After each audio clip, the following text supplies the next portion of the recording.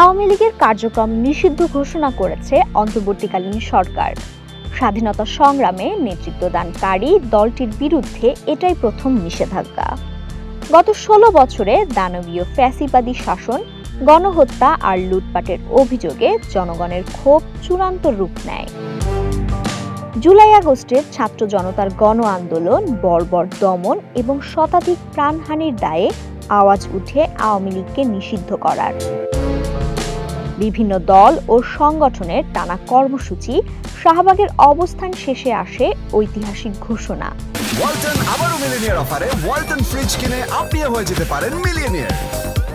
Millionaire ছড়াছড়ি দেশ জুড়ে, এটা শুধু ওয়ালটনই পারে। আওয়ামী লীগের কার্যক্রম নিষিদ্ধ, এই ঘোষণাকে স্বাগত জানায় জামায়াত, জাতীয় নাগরিক পার্টি ও অন্যান্য ইসলামী দল। তবে বিএনপি ছিল বিচারিক প্রক্রিয়ার মাধ্যমে নিষিদ্ধ করার পক্ষে। বিশেষজ্ঞরা বলছেন, এই সিদ্ধান্তের ফলে আওয়ামী লীগ কার্যত নিষিদ্ধ। স্থায়ী নিষেধাজ্ঞার শঙ্কায় দলে চলছে চরম উদ্বেগ। নির্বাচনের মাঠে বিএনপি ও জামায়াত এখন প্রধান শক্তি।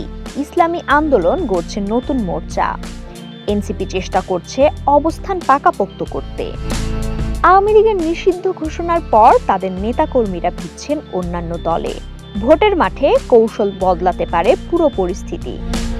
নির্বাচন কবে, কিভাবে তা এখনো স্পষ্ট নয়।